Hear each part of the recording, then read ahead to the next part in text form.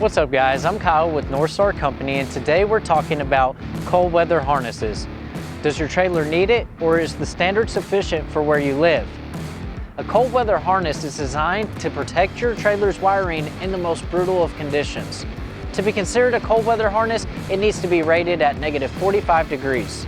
So if temperature is directly related to the purpose and function of a cold weather harness, then the question I need to ask myself is, how cold does it get where I use and store my trailer?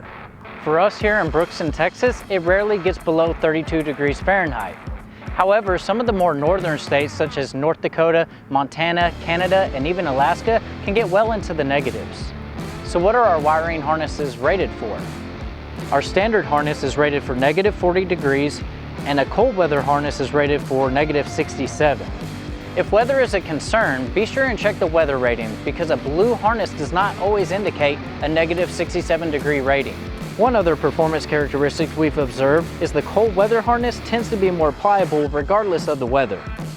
While we don't add this as a standard feature, we do have it as an easy do-it-yourself optional upgrade, and you can find them located at our parts store at norstarparts.com.